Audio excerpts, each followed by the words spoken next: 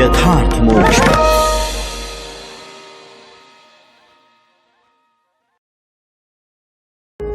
यथार्थ मोक्ष प्रस्तुत कर रहा है अतुल्य संपूर्ण महाभारत। श्री महाभारतम आपद्धर्म पर्व 153वां अध्याय।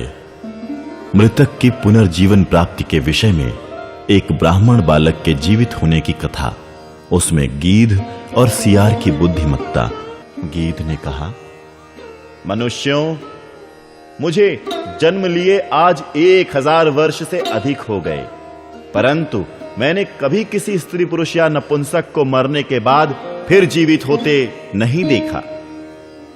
कुछ लोग गर्भों में ही मरकर जन्म लेते हैं, कुछ जन्म लेते ही मर जाते हैं, कुछ चलने फिरने लायक होकर मरते हैं और कुछ लोग भरी जवानी में ही चल बसते हैं। इस संसार में पशुओं और पक्षियों के भी भाग्य फल अनित्य हैं। स्थावरों और जंगमों के जीवन में भी आयु की ही प्रधानता है। प्रिय पत्नी के वियोग और पुत्र शोक से संतप्त हो कितने ही प्राणी प्रतिदिन शोक की आग में जलते हुए इस मरघट से अपने घर को लौटते हैं। कितने ही भाई बंधु अत्यंत दुखी हो यहां हजारों अप्रिय तथा सैकड़ों प्रिय व्यक्तियों को छोड़कर चले गए हैं। ये मृत बालक तेजोहीन होकर थोथे काठ के समान हो गया है। इसे छोड़ दो, इसका जीव दूसरे शरीर में आसक्त है। इस निष्प्राण बालक का ये शव काठ के समान हो गया है। तुम लोग इसे छोड़कर चले क्यों नहीं जाते? तुम्हारा ये स्नेह निरर्थक है और इस परिश्रम का भी कोई फल नहीं है। ये ना तो आंखों से देखता है और ना कानों से कुछ सुनता है। फिर इसे त्याग कर तुम लोग जल्दी अपने घर क्यों नहीं चले जाते? मेरी ये बातें बड़ी निष्ठुर जान पड़ती हैं, परंतु हेतु गर्भित और मोक्ष धर्म से संबंध रखने वाली हैं। अतः इन्हें मानकर मेरे कहने से तुम लोग शीघ्र अपने अपने घर को जाओ। मनुष्यों, मैं बुद्धि और विज्ञान से युक्त तथा दूसरों को भी ज्ञान प्रदान करने वाला हूं। मैंने तुम्हें विवेक उत्पन्न करने वाली बहुत सी बातें बताई हैं। अब तुम लोग लौट जाओ।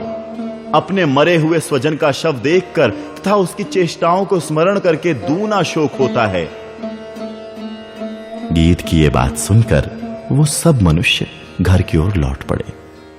तब सियार ने तुरंत आकर उस सोते हुए बालक को देखा।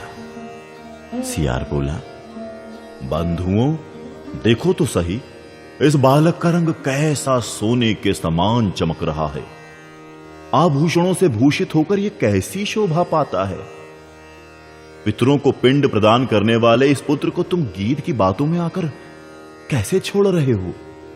इस मृत बालक को छोड़कर जाने से ना तो तुम्हारे स्नेह में कमी आएगी और ना तुम्हारा रोना धोना एवं विलाप ही बंद होगा, उल्टे तुम्हारा संताप और बढ़ जाएगा, यह निश्चित है। सुना जाता है कि सत्य पराक्रमी श्री रामचंद्र जी से शंबूक नामक शूद्र के मारे जाने पर उस धर्म के प्रभाव से एक मरा हुआ ब्राह्मण बालक जीवित हो उठा था। इसी प्रकार राजर्षि श्वेत का भी बालक मर गया था, परंतु धर्मनिष्ठ श्वेत ने उसे पुनः जीवित कर दिया था। इसी प्रकार संभव है कोई सिद्ध मुनि या देवता मिल जाए और यहां रोते हुए तुम दीन दुखियों पर दया कर दे।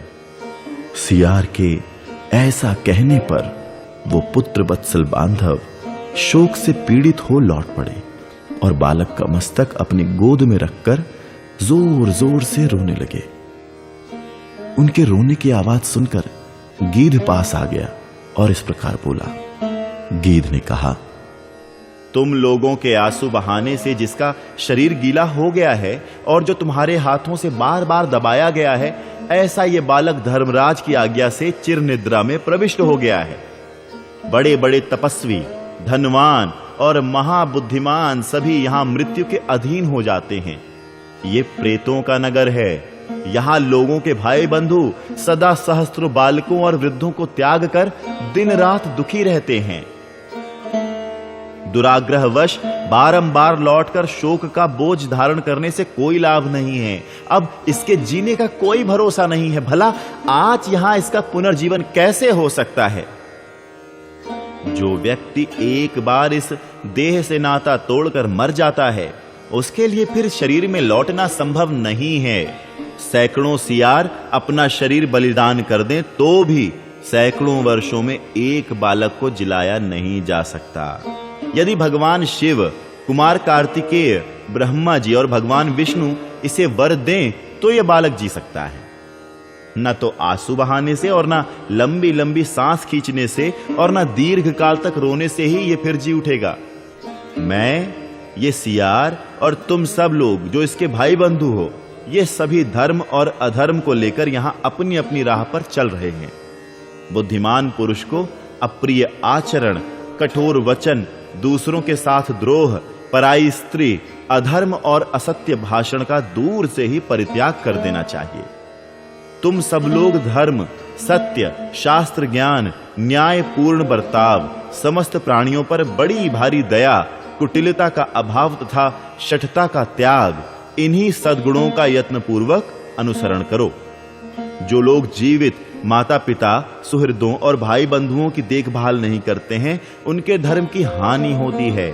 जो ना आंखों से देख सकता है, न शरीर से कोई चेष्टा ही कर रहा है, उसके जीवन का अंत हो जाने पर अब तुम लोग रोकर क्या करोगे? गीध के ऐसा कहने पर वो शोक में डूबे हुए भाई बंधु अपने उस पुत्र को धरती पर सुलाकर उसके स्नेह से दग्ध होते हुए अपने घर की ओर लौटे। तब सियार ने कहा, ये मर्त्य लोक अत्यंत दुखद है। यहां समस्त प्राणियों का नाश ही होता है। प्रिय बंधुजनों के वियोग का कष्ट भी प्राप्त होता रहता है। यहां का जीवन बहुत थोड़ा है। इस संसार में सब कुछ असत्य एवं बहुत अरुचिकर है। यहां अनाप शनाप बकने वाले तो बहुत हैं, परंतु प्रिय वचन बोलने वाले विरले ही हैं। यहां का भाव दुख और शोक की वृद्धि करने वाला है। इसे देखकर मुझे यह मनुष्य लोक 2 घड़ी भी अच्छा नहीं लगता। अहो धिक्कार है, तुम लोग गीध की बातों में आकर मूर्खों के समान पुत्र स्नेह से रहित हुए प्रेम शून्य होकर कैसे घर को लौटे जा रहे हो? अरे मनुष्यों, ये गीध तो बड़ा पापी और अपवित्र हृदय वाला है। इसकी बात सुनकर तुम लोग पुत्र शोक से जलते हुए भी क्यों लौटे जा रहे हो? सुख के बाद दुख और दुख के बाद सुख आता है। सुख और दुख से घिरे हुए इस जगत में निरंतर अकेला नहीं बना रहता है। ये सुंदर बालक तुम्हारे कुल की शोभा बढ़ाने वाला है। ये रूप और यौवन से संपन्न है तथा अपनी कांति से प्रकाशित हो रहा है। मूर्खों, इस पुत्र को पृथ्वी पर डालकर तुम कहां जाओगे? मनुष्यों, मैं तो अपने मन से इस बालक को जीवित ही देख रहा हूं। इसमें संशय नहीं है, इसका नाश नहीं होगा। तुम्हें अवश्य ही सुख मिलेगा। पुत्र शोक से संतप्त होकर तुम लोग स्वयं ही मृतक तुल्य हो रहे हो, अतः तुम्हारे लिए इस तरह लौट जाना उचित नहीं है। इस बालक से सुख की संभावना करके सुख पाने की सुदृढ़ आशा धारण कर तुम लोग अल्प बुद्धि मनुष्य के समान स्वयं ही से त्याग कर अब कहां जाओगे? भीष्म जी ने कहा, राजन, वो सियार सदा शमशान भूमि में ही निवास करता था और अपना काम बनाने के लिए रात्रि काल की प्रतीक्षा कर रहा था। अतः उसने धर्म विरोधी, मिथ्या तथा अमृत तुल्य वचन कहकर उस बालक के बंधु बांधवों को बीच में ही अटका दिया। वो न जा पाते थे और न रह पाते थे। अंत में उन्हें ठहर जाना पड़ा। तब गीध ने कहा, मनुष्यों, ये वन्य प्रदेश प्रेतों से भरा हुआ है। इसमें बहुत से यक्ष और राक्षस निवास करते हैं तथा कितने ही उल्लू हू हू की आवाज कर रहे हैं। अतः यह स्थान बड़ा भयंकर है। ये अत्यंत घोर, भयानक तथा नील मेघ के समान काला अंधकार पूर्ण है। इस मुर्दे को यहीं छोड़कर तुम लोग प्रेत कर्म करो। जब तक सूर्य डूब नहीं जाते हैं और जब तक दिशाएं निर्मल हैं, तभी तक इसे यहां छोड़कर तुम लोग इसके प्रेत कार्य में लग जाओ। इस वन में बाज अपनी कठोर बोली बोलते हैं। सियार भयंकर आवाज में हुआ हुआ कर रहे हैं। सिंह दहाड़ रहे हैं और सूर्य अस्तांचल को जा रहे हैं। चिता के काले धुएं से यहां के सारे वृक्ष उसी रंग में रंग गए हैं। शमशान भूमि में यहाँ के निराहार प्राणी गरज रहे हैं। इस भयंकर प्रदेश में रहने वाले सभी प्राणी विकराल शरीर के हैं। ये सब के सब मांस खाने वाले और विकृत अंग वाले हैं। वो तुम लोगों को धर दबाएंगे। जंगल का ये भाग क्रूर प्राणियों से भरा हुआ है। अब तुम्हें यहां बहुत बड़े भय का सामना करना पड़ेगा। ये बालक तो अब काठ के समान निष्प्राण हो गया है। इसे छोड़ो और सियार की बातों के लोभ में ना पड़ो। यदि तुम लोग विवेक भ्रष्ट होकर सियार की झूठी और निष्फल बातें सुनते रहोगे तो सब के सब नष्ट हो जाओगे। सियार बोला, ठहरो, जब तक यहां सूर्य का प्रकाश है तब तक तुम्हें बिल्कुल नहीं डरना चाहिए। उस समय तक इस बालक पर स्नेह करके इसके प्रति ममतापूर्ण बर्ताव करो।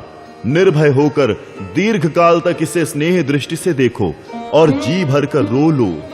यद्यपि ये वन्य प्रदेश भयंकर है तो भी यहां तुम्हें कोई भय नहीं होगा, क्योंकि ये भूभाग पितरों का निवास स्थान होने के कारण शमशान होता हुआ भी सौम्य है। जब तक सूर्य दिखाई देते हैं तब तक यहीं ठहरो।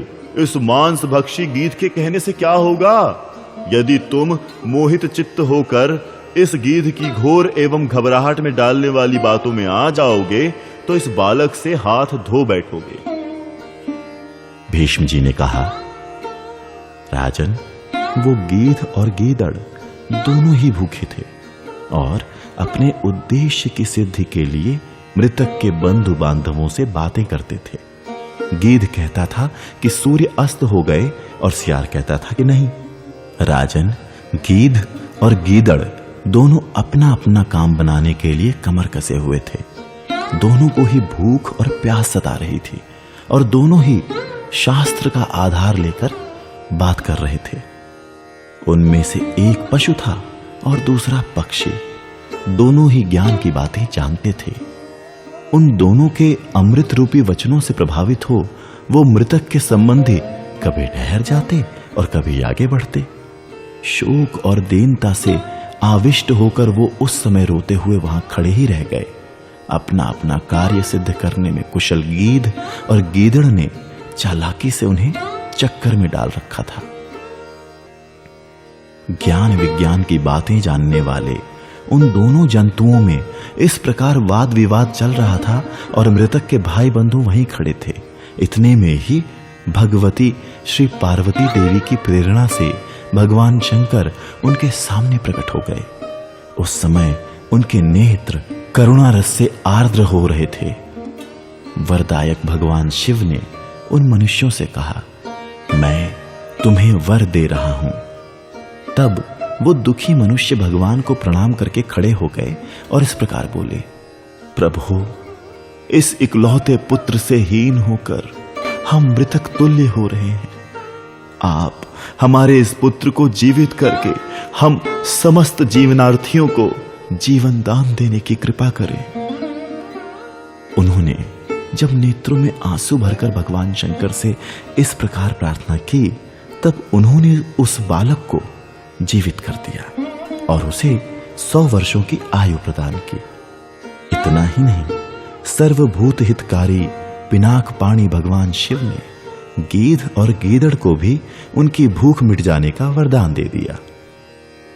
राजन, तब वो सब लोग हर्ष से उल्लासित एवं कृतकार्य हो महादेव जी को प्रणाम करके सुख और प्रसन्नता के साथ वहां से चले गए। यदि मनुष्य उकताहट में न पड़कर दृढ़ एवं प्रबल निश्चय के साथ प्रयत्न करता रहे तो देवाधिदेव भगवान शिव के प्रसाद से शीघ्र ही मनोवांछित फल पा लेता है।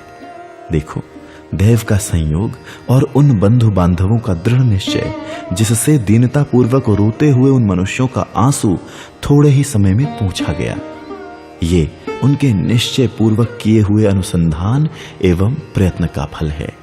भगवान शंकर की कृपा से उन दुखी मनुष्यों ने सुख प्राप्त कर लिया। पुत्र के पुनर्जीवन से वो आश्चर्यचकित और प्रसन्न हो उठे। राजन, हे भरत श्रेष्ठ, भगवान शंकर की कृपा से वो सब लोग तुरंत ही पुत्र शोक त्याग कर प्रसन्न चित्त हो पुत्र को साथ ले अपने नगर को चले गए। चारों वर्णों में उत्पन्न हुए सभी लोगों के लिए ये बुद्धि प्रदर्शित की गई है। धर्म, अर्थ और मोक्ष से युक्त इस शुभ इतिहास को सदा सुनने से मनुष्य इहलोक और परलोक में आनंद का अनुभव करता है। इस प्रकार श्री महाभारत शांति पर्व के अंतर्गत आपद धर्म पर्व में गीदड़ गोमायु का संवाद एवं मरे हुए बालक का पुनर्जीवन विषयक 153वां अध्याय पूरा हुआ। 154वां अध्याय नारद जी का सेमल वृक्ष से प्रशंसा पूर्वक प्रश्न। युधिष्ठिर ने पूछा, पितामह, जो बलवान, नित्य, निकटवर्ती, उपकार और अपकार करने में समर्थ तथा नित्य उद्योगशील हैं, ऐसे शत्रु के साथ यदि कोई अल्प बलवान, असार एवं सभी बातों में छोटी हैसियत रखने वाला मनुष्य मोहवश शेखी बघारते हुए अयोग्य बातें कहकर वैर बांध ले और वो बलवान शत्रु अत्यंत कुपित हो उस दुर्बल मनुष्य को उखाड़ फेंकने के लिए आक्रमण कर दे, तब वो आक्रांत मनुष्य अपने ही बल का भरोसा करके उस आक्रमणकारी के साथ कैसा बर्ताव करे? भीष्म जी ने कहा, भरत श्रेष्ठ, इस विषय में विज्ञ पुरुष वायु और सेमल वृक्ष के संवाद रूप एक प्राचीन इतिहास का उदाहरण दिया करते हैं। हिमालय पर्वत पर एक बहुत बड़ा वनस्पति था जो बहुत वर्षों से बढ़कर प्रबल हो गया था। वो स्कंद, शाखा और पत्तों से खूब हरा भरा था। महाबाहु, उसके नीचे बहुत से मतवाले हाथी तथा दूसरे दूसरे पशु धूप से पीड़ित और परिश्रम से थकित होकर विश्राम करते थे। उस वृक्ष की लंबाई 400 हाथ की थी। छाया बड़ी सघन थी। उस पर तोते और मैनाओं के समूह बसेरा लेते थे। ये वृक्ष फल और फूल दोनों से ही भरा था। दल बांधकर यात्रा करने वाले वणिक, वनवासी, तपस्वी तथा दूसरे राहगीर भी उस रमणीय एवं श्रेष्ठ वृक्ष के नीचे निवास करते थे। भरत श्रेष्ठ उस वृक्ष की बड़ी बड़ी शाखाओं तथा मोटे तनों को देखकर देवर्षि नारद उसके पास गए और इस प्रकार बोले, अहो शाल्मले, तुम बड़े रमणीय और मनोहर हो। तरुप्रवर, तुमसे हमें सदा प्रसन्नता प्राप्त होती है। तात, मनोहर वृक्ष राज, तुम्हारी शाखाओं पर सदा ही बहुत से पक्षी तथा नीचे अनेकानेक मृग एवं हाथी प्रसन्नता पूर्वक निवास करते हैं। महान शाखाओं से सुशोभित वनस्पते, मैं देखता हूं कि तुम्हारी शाखाओं और मोटे तनों को वायुदेव भी किसी तरह तोड़ नहीं सके हैं। तात, क्या पवन देव तुमसे किसी कारणवश विशेष प्रसन्न रहते हैं अथवा वो तुम्हारे सुहृद हैं जिससे इस वन में सदा तुम्हारी निश्चित रूप से रक्षा करते हैं? भगवान वायु इतने वेगशाली हैं कि छोटे बड़े वृक्षों को कौन कहे, पर्वतों के शिखरों को भी अपने स्थान से हिला देते हैं। गंधवाही पवित्र पवन पाताल, सरोवर, सरिताओं और समुद्रों को भी सुखा सकता है। इसमें संदेह नहीं कि वायुदेव तुम्हें अपना मित्र मानने के कारण ही तुम्हारी रक्षा करते हैं। इसीलिए तुम अनेक शाखाओं से संपन्न तथा पत्ते और पुष्पों से भरे भरे हो। तात वनस्पते, तुम्हारे पास ये बड़ा ही रमणीय दृश्य जान पड़ता है कि ये पक्षी तुम्हारी शाखाओं पर बड़े प्रसन्न रहकर रमण कर रहे हैं। वसंत ऋतु में अत्यंत मनोरम बोली बोलने वाले इन पक्षियों का अलग अलग तथा सबका एक साथ बड़ा मधुर स्वर सुनाई पड़ता है। शाल्मले, अपने यूथ कुल से सुशोभित ये गर्जना करते हुए गजराज धूप से पीड़ित हो तुम्हारे पास आकर सुख पाते हैं। वृक्ष प्रवर, इसी तरह दूसरी दूसरी जाति के पशु भी तुम्हारी शोभा बढ़ा रहे हैं। तुम सबके निवास स्थान होने के कारण मेरु पर्वत के समान सुशोभित होते हो। तपस्या से शुद्ध हुए तापसों, ब्राह्मणों तथा श्रमणों से संयुक्त हो तुम्हारा यह स्थान मुझे स्वर्ग के समान जान पड़ता है। इस प्रकार श्री महाभारत शांति पर्व के अंतर्गत आपद्धर्म पर्व में वायु और शाल्मली संवाद के प्रसंग में 154वां अध्याय पूरा हुआ। 155वां अध्याय नारद जी का सेमल वृक्ष को उसका अहंकार देखकर फटकारना। नारद जी ने कहा, शाल्मले, इसमें संशय नहीं कि तुम्हें अपना बंधु अथवा मित्र मानने के कारण ही सर्वत्रगामी भयानक वायुदेव सदा तुम्हारी रक्षा करते हैं। शाल्मले, मालूम होता है तुम वायु के सामने अत्यंत विनम्र होकर कहते हो कि मैं तो आपका ही हूं, इसी से वो सदा तुम्हारी रक्षा करते हैं। मैं इस भूतल पर ऐसे किसी वृक्ष, पर्वत या घर को नहीं देखता जो वायु के बल से भग्न ना हो जाए। मेरा यही विश्वास है कि वायुदेव सबको तोड़कर गिरा सकते हैं। शाल्मले, कुछ ऐसे कारण अवश्य हैं जिनसे प्रेरित होकर वायुदेव निश्चित रूप से सपरिवार तुम्हारी रक्षा करते हैं। निस्संदेह इसी से यूं ही तुम खड़े रहते हो। सेमल ने कहा, ब्राह्मण, वायु न तो मेरा मित्र है, न बंधु है, न सुहृद है। वो ब्रह्मा भी नहीं है जो मेरी रक्षा करेगा। नारद, मेरा तेज और बल वायु से भी भयंकर है। वायु अपनी प्राण शक्ति के द्वारा मेरी 18वीं कला को भी नहीं पा सकता। जिस समय वायु देवता वृक्ष, पर्वत तथा दूसरी वस्तुओं को तोड़ता फोड़ता हुआ मेरे पास पहुंचता है, उस समय मैं बल से उसकी गति को रोक देता हूं। देवर्षे, इस प्रकार मैंने तोड़ फोड़ करने वाले वायु की गति को अनेक बार रोक दिया है। अतः वो कुपित हो जाए तो भी मुझे उससे भय नहीं है। नारद जी ने कहा, शाल्मले, इस विषय में तुम्हारी दृष्टि विपरीत है, समझ उल्टी हो गई है। इसमें संशय नहीं है, क्योंकि वायु के बल के समान किसी भी प्राणी का बल नहीं है। वनस्पति, इंद्र, यम, कुबेर तथा जल के स्वामी वरुण ये भी वायु के तुल्य बलशाली नहीं हैं। फिर तुम जैसे साधारण वृक्ष की तो बात ही क्या है। शाल्मले, प्राणी इस पृथ्वी पर जो कुछ भी चेष्टा करता है, उस चेष्टा की शक्ति तथा जीवन देने वाले सर्वत्र सामर्थ्यशाली भगवान वायु ही हैं। ये जब शरीर में ठीक ढंग से प्राण आदि के रूप में विस्तार को प्राप्त होते हैं, तब समस्त प्राणियों को चेष्टाशील बनाते हैं, और जब ये ठीक ढंग से काम नहीं करते हैं, तब प्राणियों के शरीर में विकृति आने लगती है। इस प्रकार समस्त बलवानों में श्रेष्ठ एवं पूजनीय वायुदेव जी की जो तुम पूजा नहीं करते हो, यह तुम्हारी बुद्धि की लघुता के सिवा और क्या है। शाल्मले, तुम सारहीन और दुर्बुद्धि हो, केवल बहुत बातें बनाते हो और क्रोध आदि दुर्गुणों से प्रेरित होकर झूठ भी बोलते हो। तुम्हारे इस तरह बातचीत करने से मेरे मन में रोष उत्पन्न हुआ है, अतः मैं स्वयं वायु के सामने तुम्हारे इन दुर्वचनों को सुनाऊंगा। चंदन, स्यंदन, शाल, सरल, देवदारू, वेतस, धामिन तथा अन्य जो बलवान वृक्ष हैं, उन जितात्मा वृक्षों ने भी कभी इस प्रकार वायु देव पर आक्षेप नहीं किया है। दुर्बुद्धे, वो भी अपने और वायु के बल को अच्छी तरह जानते हैं, इसीलिए वो श्रेष्ठ वृक्ष वायुदेव के सामने मस्तक झुका देते हैं। तुम तो मोहवश वायु के अनंत बल को कुछ समझते ही नहीं हो। अतः अब मैं यहां से सीधे वायुदेव के ही पास जाऊंगा।